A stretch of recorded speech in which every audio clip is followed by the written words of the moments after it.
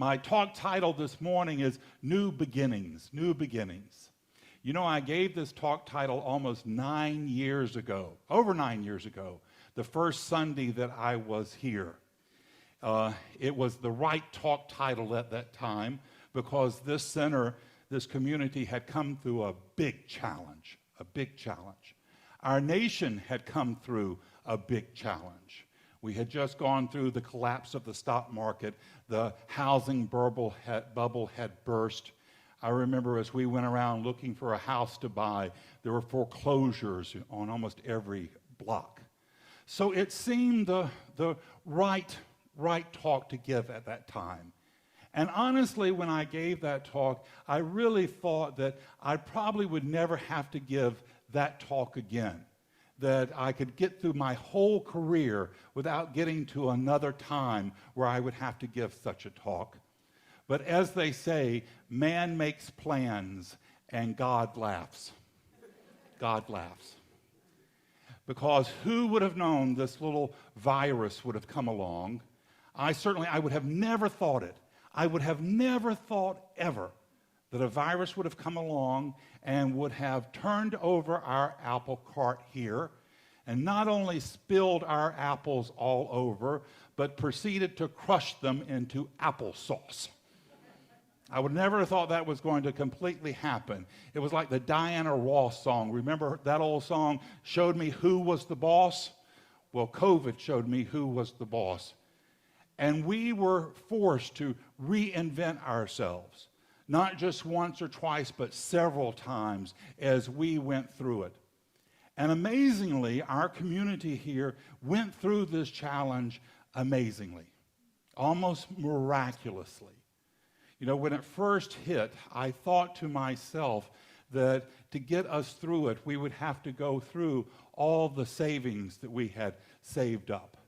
But surprisingly, we didn't really have to touch them very much at all.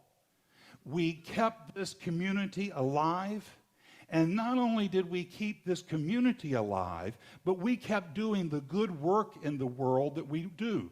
We kept supporting the food bank.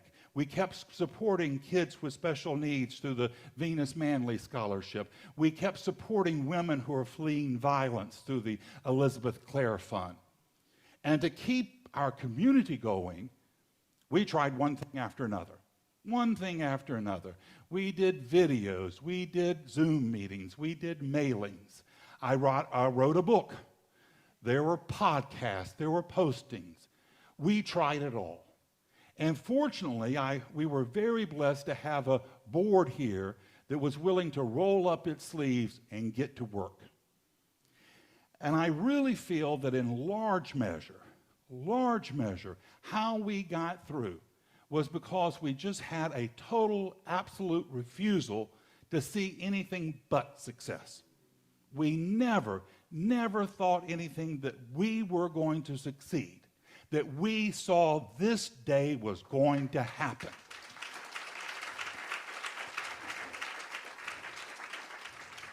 Now, it took a lot of work, and it took a lot of learning.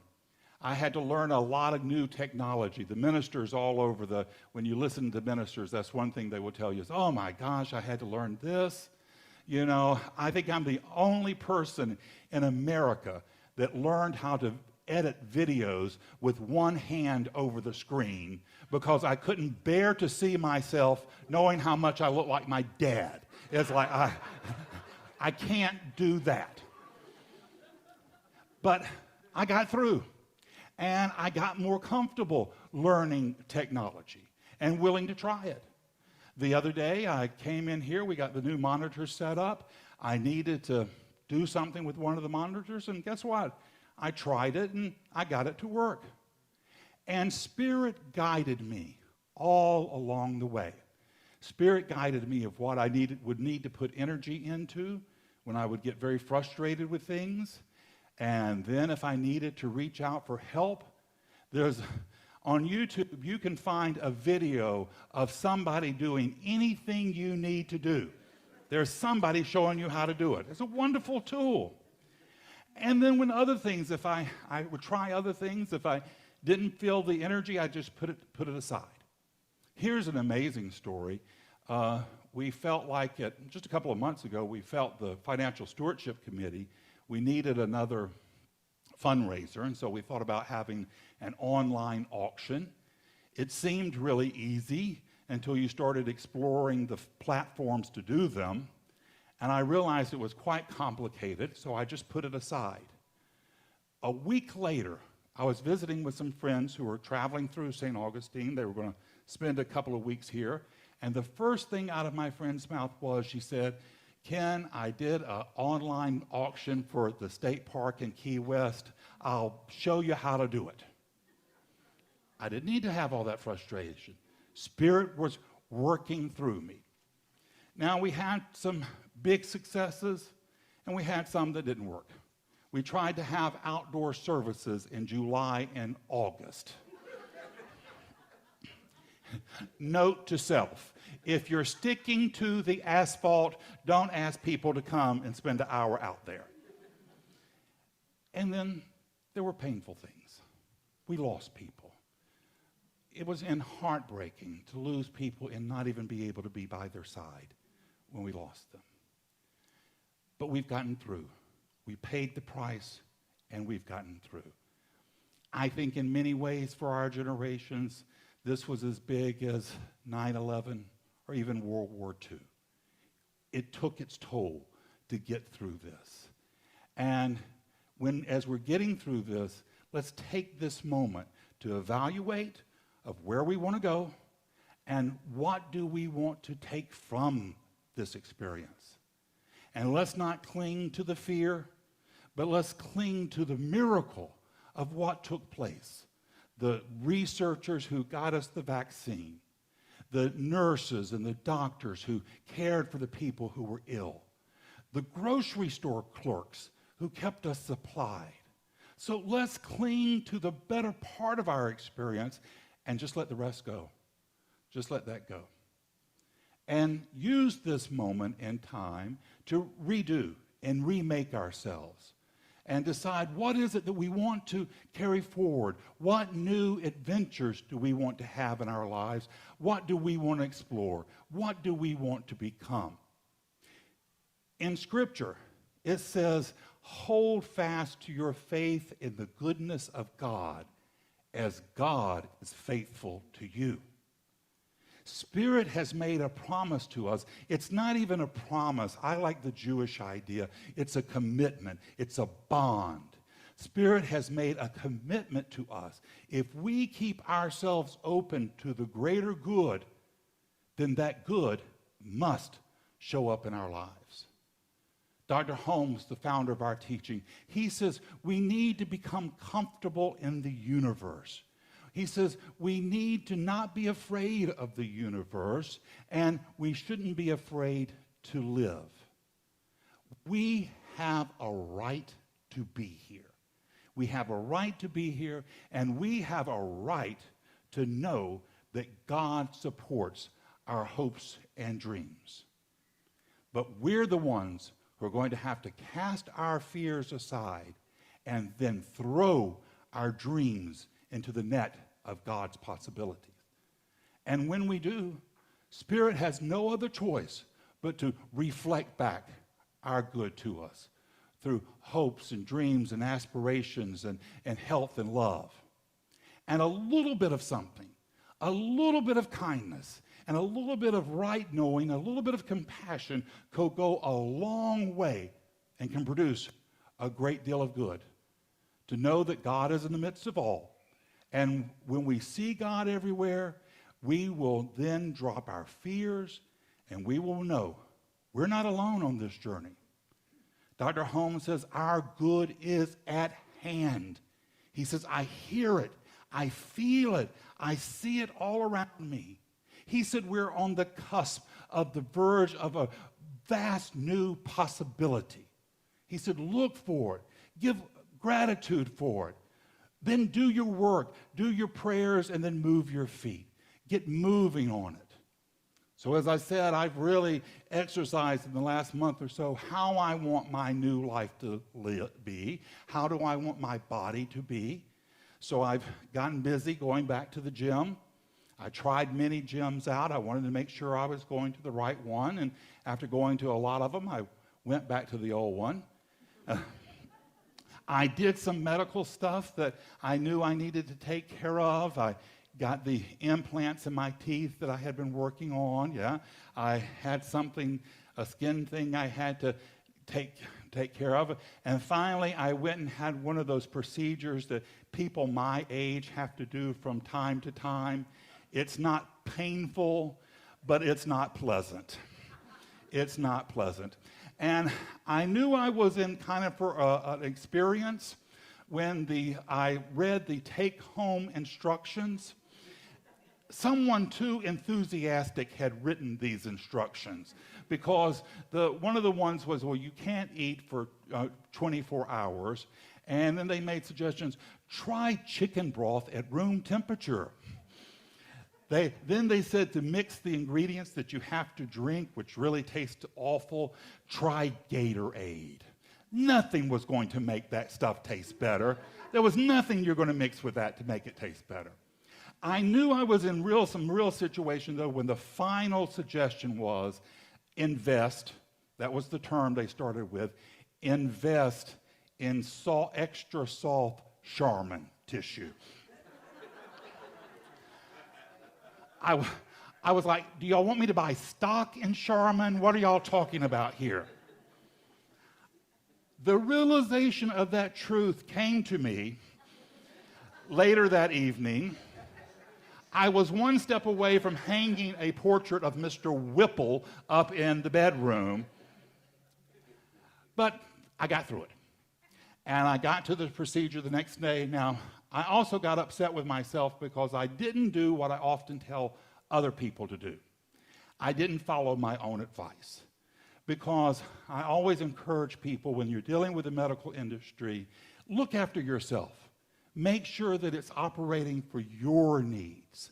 And I didn't do it in this instance because the doctor, who I really liked a lot, he wanted to do a second procedure on me. And so when we went to schedule it, they told me, well, if he does the second one, he only does it in the afternoon. And so that meant I went over 30 hours without eating. 30 hours. And by the time I got there, I was pretty much toast. I hadn't slept. I wasn't feeling good. They called me back to get it going, and the nurse, she couldn't have been more lovely. She was a young woman. She was just lovely. And she was getting me prepped to put the IV in. I was sitting up, and I think she saw that I kind of flinched, and she asked me, she said, would you be more comfortable laying down? I was like, yes. So she laid me down. She put the IV in. We were waiting for the doctor because he was late coming in, and we had a few minutes to talk. And we connected in just those few minutes.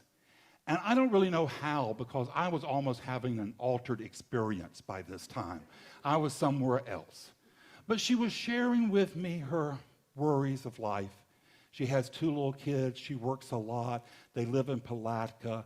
And she doesn't think, probably most parents, but certainly most moms, she doesn't know if she's doing enough. That's her concern. Am I doing enough for my kids?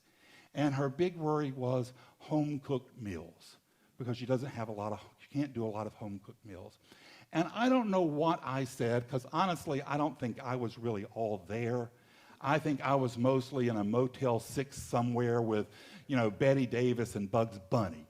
I was in another place, but Spirit, through me, said something to her, and it was the right thing to say.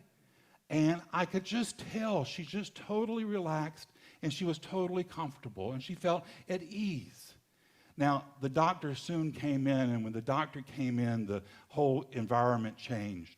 And as they were about to give me the medicine to knock me out, she reached over, and she put her hand on my shoulder. Now, it was a small thing to do, but in that moment, that was a little bit of comfort and compassion I needed. A little bit of something can go a long way. Now, we don't promise here a problem-free life, we're going to have challenges. My teacher, Kennedy Schultz, says the only time you're going to have a problem-free life is when you have a flat line on your EKG. We're going to have challenges.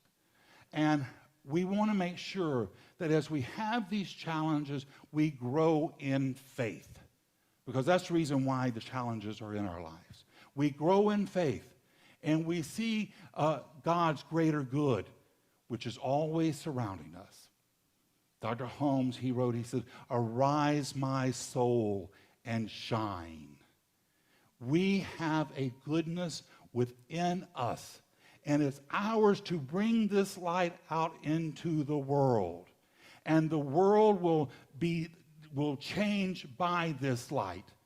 And we're never going to be satisfied until we do, until we share this light. And the world won't be perfect until we do. You're needed. You're necessary. You're not a mistake. God called you by name from stardust to be here. And there is something wonderful and joyful and loving and powerful that only you can do. And step up into it. And don't worry about what people think. Don't be concerned about your neighbors, your friends, or your family. You step up and do what God has called you to do. What's a great book's title? What other people think about you is none of your business. It's between you and God to step up. Now, I think one of the most amazing things that's happened in the past year is we've had such wonderful entertainment come through us. We've got great stuff coming from the streaming venues to TV. I think this past year for that has almost been like 1938 was for Hollywood when they produced all the wonderful movies. There are two great programs on right now that I really love on Netflix. One is called Kim's Convenience. If you haven't seen it, check it out. It's about a Korean family, and they operate a convenience store in Canada. And it's just a sweet, loving story. The other series that I really like is called The Kaminsky Method. It's with Michael Douglas, and it started out with Alan Arkin. And it ran for a couple of seasons, and I guess Alan Arkin wanted to drop out. And so somebody made the genius decision to bring on as the main character, the sub-character, Kathleen Turner for Michael Douglas. So they brought on Kathleen Turner to play Michael Douglas's embittered, angry, divorced wife. They've been divorced for many years, and they've been sniping at each other for many years. But they come back together because their daughter's getting married. Now, I remember Kathleen Turner from the first time I saw her, had to be in college, and she was in a movie called Body Heat. If you haven't seen it, check it out. It's a wickedly smart movie, wickedly smart. And she played the femme fatale. And boy, howdy did she play it. She was perfect. And now, 40 years later, here she's playing another character. Not the femme fatale anymore, but she's giving it the all out. She's not slowing down. She's not stopping. She's putting it out there. And the whole gist of the series, because Michael Douglas, he's a struggling actor. He wants money. He wants fame. And he gets all of it. But at the end, he realizes he had it all the time. He had it all the time. And I think that's exactly what this pandemic was about. It was about us learning, realizing we already had what we needed. We had the love. We had the what can support and supply us. I think it's also about realizing how important a hug is, a touch is, how seeing someone's face. So let us free ourselves from this limitation, this fear and bondage, and let's take advantage of where we are. Holmes says God's light will illuminate our paths. And so we need to be in the business of looking for the light of God, of becoming the light of God, and spirit wisdom will direct us. So this morning, This morning, let us call on Spirit to lead us to that place by the still waters when we can put down our burden and know that God is whispering to our hearts songs of comfort, of love, and inspiration, that we are not alone on this journey, that we've got wondrous places to see, that we've got amazing things to experience, love to give and love to receive, that we are here to be awed by the vistas of our souls, and that we will rest in the everlasting arms of God with comfort, knowing how loved, how supported, how valued we are, and that we will rise up and sing the song like Nia Simone said, birds flying high, you know how I feel. It's a new day, it's a new dawn, and I'm feeling good. It's the truth in your life. It's the truth in your life, and so it is.